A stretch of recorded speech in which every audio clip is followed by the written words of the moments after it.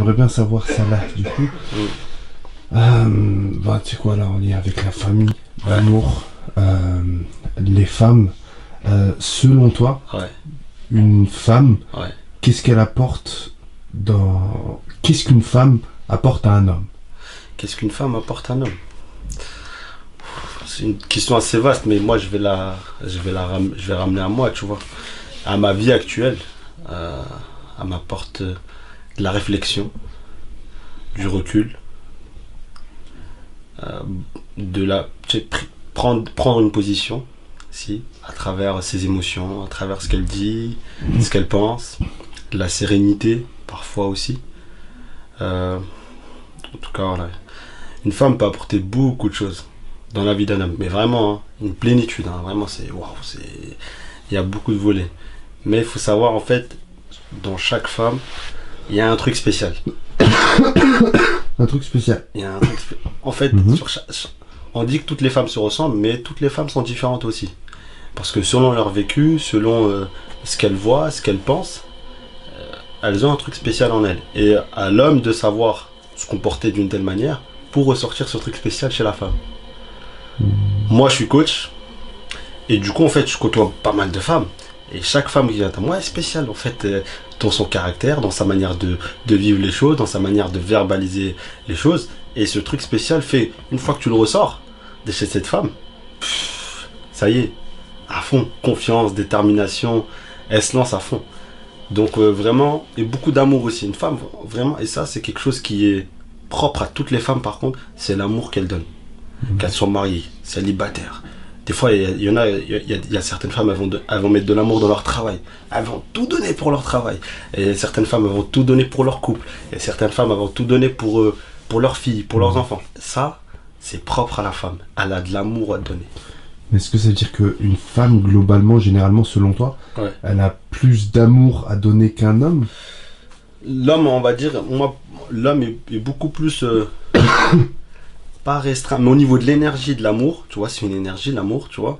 Et ben, l'homme, c'est pas qu'il en a beaucoup moins, mais la femme, en fait, elle a de base, en fait, de sa nature, je pense, en tout cas, c'est ma vision, tu vois, et je vais en impacter aucune des visions, mais de femme de sa nature, dès son jeune âge, elle a beaucoup plus d'amour à donner que l'homme.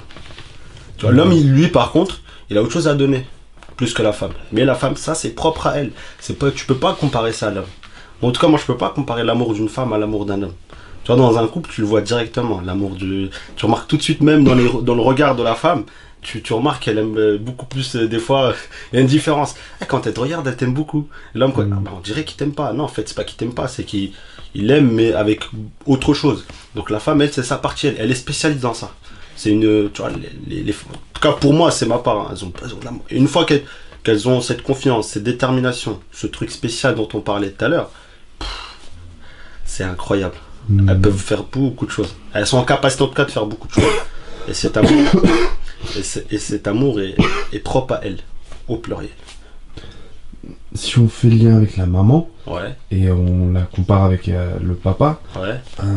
justement, quand tu vois... Qu'est-ce que tu vois dans le regard de ta maman et qu'est-ce que tu vois dans le regard de ton papa? Dans le regard de mon papa, je vois de la responsabilisation. Tu sais, il veut laisser, on va dire, le terrain propre. Bien. Il sait si demain il meurt, il sait il peut compter sur son fils. Donc au niveau de ça, tu vois, de la maturité. Il veut laisser du répondant. Il veut laisser aussi, tu sais, de la prise de décision. Dans ce regard, tu vois, mais c'est une forme d'amour. Alors que ce que je vois dans les yeux de ma mère, de l'empathie, beaucoup d'empathie, beaucoup de discussion, de communication. Je t'aime, toi, je t'aime mon fils, des câlins. Ça se verbalise aussi par des actions, de l'affection. Donc, ouais, de l'empathie, de l'amour. Et en fait, la maman, quoi qu'il arrive, elle te soutient.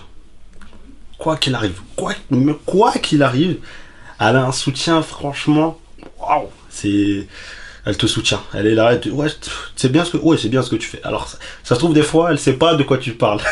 Tu peux lui expliquer le projet 20 000 fois. Elle dit, ouais, c'est bien ce que tu fais. Ouais, c'est cool. Ouais, ça te va super bien. Des fois, tu peux mettre un vêtement qui te va pas. Ouais, ça te va super bien, t'es beau, t'es beau. Tu vois, c'est la maman, elle a elle a cet amour qui fait que, quoi qu'il arrive, elle va trouver son fils beau, elle va tout faire pour que son fils soit beau, tu vois, donc, et tout faire pour que son fils soit compétent, elle va l'aider dans tout ce qu'il faut, tu vois, elle peut s'endetter pour que toi, tu réussisses tes études, alors que le regard du papa, elle est différent, tu vois. Il faut que tu arrives, faut que tu réussisses. C'est la différence. Mais ça se complémente. Ça, les deux regards du père et de la mère se complémentent. S'ils sont déjà eux deux en connexion, ça se complémente sur le fils ou sur la fille. Quelle est la meilleure manière de leur rendre tout cet amour qu'ils nous apportent? C'est de me donner à fond tous les jours. C'est de me donner à fond tous les jours. Tous les jours que Dieu fait, je me donne à fond. Pas pour eux, hein, mais déjà pour ma part, pour moi, pour que je sois fier de moi. Mais je sais c'est par effet de ricochet, je sais qu'en étant fier de moi, en donnant de moi-même, je sais qu'ils seront fiers de moi.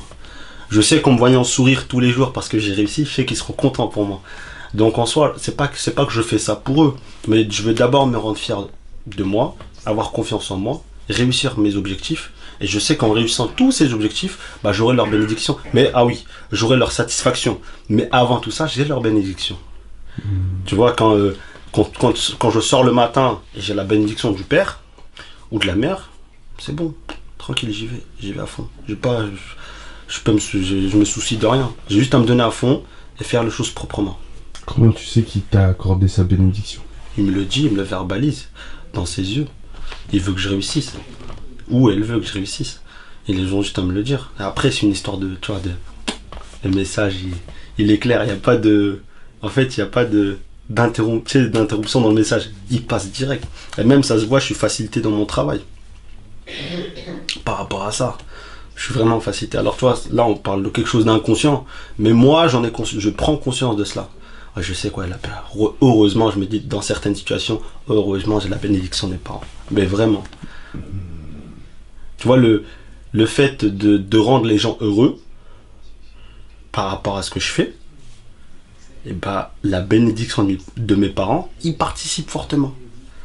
Mais parce que je me le dis, je suis convaincu, tu vois, au fond de moi, je sors le matin, ou quand je réalise certains projets, ou quand je réalise qu'ils sont là, ils voient en fait leur fils réussir, ils voient d'autres personnes étrangères à la famille parler de la réussite du projet, parler de la réussite de moi, de la personne que je suis. C'est bon. En fait, c'est bon, tranquille, je suis bien. Je n'ai pas besoin d'aller plus vite que ça. La personne que tu es, ouais. Vu que tu coaches des personnes, ouais. Est-ce qu'elle est amenée à changer justement à force de voir les gens se faire violence et changer eux aussi? Comment ça? J'imagine qu'il y a des gens qui viennent à toi avec un état d'esprit. Ouais. Et après 6 mois, après 3 mois, ou pendant la période où tu les coaches, ouais. Tu les vois se faire un peu... tu vois, je sais pas si on peut dire se faire violence, on peut. Se faire violence, personne n'aime se faire violence, et moi le premier peut-être. Ils viennent, en fait, quand ils viennent me voir avec des attentes physiologiques tout d'abord, au niveau de l'esthétique, au niveau de la forme. Certains viennent me voir aussi sur des attentes juste de bien-être. Moi, je vais aller bien, je suis pas bien dans ma peau, je veux...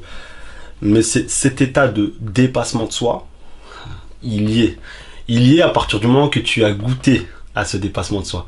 Avant, tu t'en soucies même pas. Mais une fois que tu as goûté à ce dépassement de soi, une fois, tu as juste envie de dire goûter.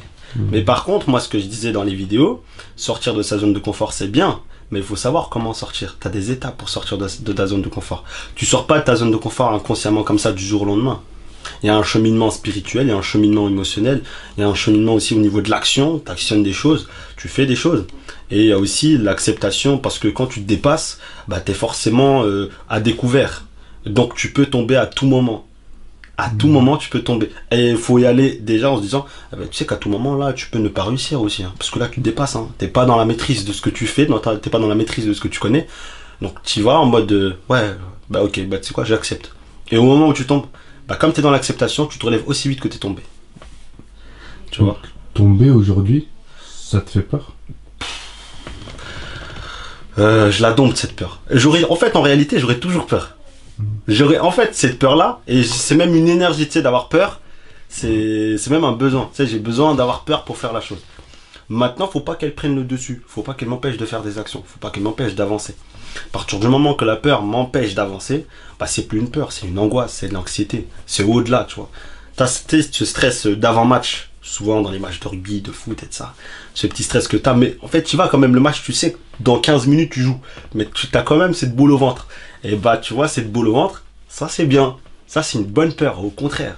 Tu sais que tu fais un saut à l'élastique, tu sais que tu as le truc ici, tu sais que dans 30 secondes, tu vois, mais tu as peur quand même. Tu te dis, mais qu'est-ce qui va se passer et tout. Comment faire la différence entre une bonne peur Ouais. et Une mauvaise peur. Ouais.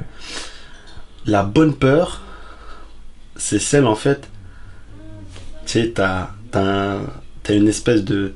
Ton corps, tu sais, tu ressens des choses. Tu as des frissons, ton regard, il frémit. Mais t'as envie de faire la chose. T'as juste en envie. Tu vois, ton cœur, il parle. Il dit, t'as une voix intérieure, tu vois, qui dit, fais-le, fais-le, fais-le. T'as besoin de le faire, fais-le. Et la mauvaise peur, je dirais, c'est bah, celle qui, tu sais, qui te congèle. Tu restes sur place, t'avances pas. Et à la fin, en fait, tu recules. Tu sais, au lieu d'avancer, tu recules. Tu recules, tu restes sur place, tu recules, tu recules. Après, tu prends pas soin de toi, tu commences à prendre des cheveux de partout, tu commences à limite, tu sais, dans le quotidien, ne plus dire bonjour à tout le monde. Tu sais, cette peur-là, tu vois. J'ai jamais vécu encore cette peur-là, mais voilà. C'est la bonne peur, c'est celle, en fait. Franchement, même là, tu vois, là, j'ai peur devant ta caméra, de ce que je vais dire. Je sais pas ce que je vais dire. Mais c'est une peur elle est bonne, tu vois. Je tremble, j'ai des frémissements, mon cœur il bat 100 à l'heure. J'ai juste qu'une envie, c'est que ça se finisse. Mais c'est bon, en fait, c'est des bonnes émotions à vivre.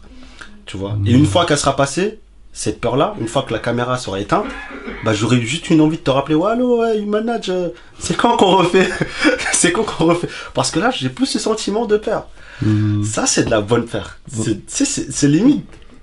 Ça arrive au stade de l'excitation, tu vois. Je dis, ah ouais, c'est trop bien. En tout cas, ça se voit pas que t'as peur. Ça se voit pas du tout. Non, alors, bah ça, c'est, après, c'est le compte, à l'intérieur de moi. Pas, je le verbalise pas, mais à l'intérieur de moi, waouh, il y a un truc qui se passe. Là, aujourd'hui, à l'intérieur de toi, c'est quoi ta plus grande peur? Oh, ma plus grande peur, c'est de quitter les miens. D'accord. Ma plus grande peur, c'est de quitter les miens. C'est ma plus grande peur. D'aller loin et de pas avoir de leurs nouvelles et c'est de quitter les miens. Tu vois, c'est ça. Et t'apportes quoi pour que t'aies autant peur de... Mais de l'amour. Mais de l'amour tous les jours. Même dans les embrouilles. En fait, même là où il y a des frictions. Bah, c'est une forme d'amour. Après, on se retrouve, on mange ensemble, on sort. Tu vois, j'ai besoin de cet amour tous les jours. Tu sais, c'est un besoin qui se nourrit tous les jours. Comme le bébé qui a besoin de son biberon tous les jours. Bah, moi, j'ai besoin de cet amour tous les jours. Et j'ai peur de ne plus l'avoir tous les jours. Moi, c'est ma plus grande peur. C'est d'aller loin et de pas avoir de leurs nouvelles. Tu sais, moi, quand je vais en voyage, quand je voyage un peu, bah, je viens de les appeler 2, 3 fois par jour, 4 fois. Ça va, tout se passe bien. Ouais, ça va. Et limite, c'est eux qui me calculent pas, tu vois. C'est ouf, hein. C'est ouf, mais ouais, les miens, j'aime trop ma famille.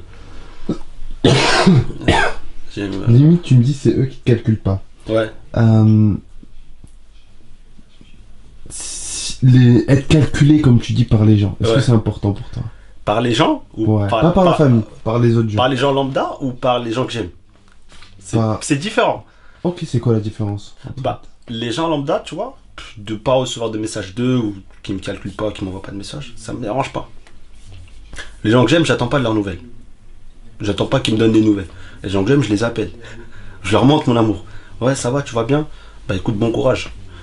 J'envoie un message. Ouais, je pense à toi. Ouais, pense à toi, bon courage. Que ce soit, c'est un homme, hein, c'est des hommes. Hein. Ouais, frérot, je pense à toi. Voilà, bon courage, je t'aime. Moi, c'est ça, tu vois. J'attends pas de leurs nouvelles, tu vois. Les gens que j'aime, j'attends pas de leurs nouvelles. Les gens que c'est pas que j'aime pas, mais lambda, monsieur, madame, tout le monde, bah c'est bien, bon courage, fais ta vie, je fais ma vie, tranquille. Comment on sait qu'on aime quelqu'un? Comment on sait qu'on aime quelqu'un? Bah, on fait les choses sans calculer, en fait, tu vois. Que ça soit sur le plan financier, sur le plan d'action, tu vois, dire aider, sur, je sais pas, sur les émotions, tu vois, rassurer. En fait, tu comptes pas le temps que tu as avec lui ou avec elle. À partir du moment que tu comptes pas les heures, ou ça te paraît même, on va dire, t'as passé une heure avec elle, ah bah ça fait déjà une heure qu'on est ensemble, bah on n'a plus le temps, vas-y, bah demain. À partir de ce moment-là, en fait, où le temps n'est plus décisionnaire de votre relation, en fait, de ma relation, où je peux l'appeler à minuit, à 1h, à 3h, à 2h, à 8h du matin, peu importe, c'est-à-dire que je t'aime. C'est-à-dire que je t'appelle pas parce que j'ai besoin de toi, mais parce que j'ai besoin de tes nouvelles, de savoir que tu vas bien, j'ai besoin de savoir que j'ai besoin d'être avec toi, et j'ai besoin de passer des moments avec toi, et puis voilà.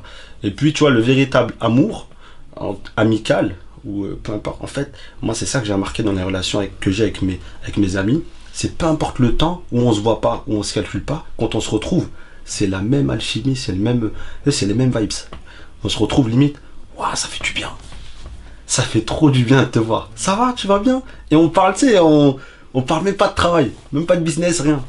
Ouais, ça va, je vais bien. Tu vois, ce ça va, je vais bien, dans les yeux, ou quand ça va pas, je vais pas bien, ça c'est le véritable amour. Tu vois, en gros, tu dis vraiment ce que tu penses, ce que tu ressens. Et moi, c'est là où je vois que les gens m'aiment ou ne m'aiment pas. Parce que quand je vais pas bien, ils le voient tout de suite. Quand je vais bien, ils le voient tout de suite. Ah ouais, toi ça va. Toi, tu pètes la forme en ce moment. Ouais, c'est vrai, j'avoue. Ah, toi, ça va pas bien. Ouais, c'est vrai. Qu'est-ce qui t'arrive? T'as besoin de quoi? Tu vois, c'est ce soutien-là quand ça va mal et ce soutien-là même quand ça va bien. Tu sais, quand il y a des trucs qui vont bien, vas-y, il y a un heureux événement, je suis là avec toi. Il y a un événement qui n'est pas heureux, je suis aussi avec toi. Ça, c'est le véritable amour. Quelle est la meilleure manière Ouais. de soutenir quelqu'un? De soutenir quelqu'un. Là, je suis en plein dedans. J'ai un ami à moi qui est en train de perdre sa grand-mère. Et juste le fait d'être présent, d'appeler, salut, ça va, tu vas bien? Ouais, ça va, bon courage. C'est une forme de soutien extraordinaire. Soutenir quelqu'un, c'est aussi être là même quand ça va très bien. Parce que souvent, en fait, on a le soutien et on l'a défini. Moi, en tout cas, ce que je vois, en tout cas, on le définit. Ouais, quand ça va mal, la personne est là. Mais même quand ça va bien, il faut que je suis là aussi. Hein. Je te soutiens, je te pousse. Le soutien, ça peut aussi se définir en termes de tu pousses la personne là où elle veut pas aller. T'inquiète, vas-y, fonce, je te soutiens dans ce que tu fais. Même si tu échoues, je te soutiens dans ce que tu fais. Je crois en toi. C'est une forme de soutien. C'est énorme. Mais le plus grand des soutiens, pour moi, hein, c'est le temps. Je suis là, en fait, je calcule pas le temps. Je suis avec toi le temps qu'il faudra. T'inquiète. Vas-y, fonce. Ça, c'est une forme de soutien. Et puis, c'est énorme. J'en ai beaucoup reçu de soutien. Parce que je suis entrepreneur, je suis à mon compte. Et puis, quand tu reçois, t'as juste envie de redonner.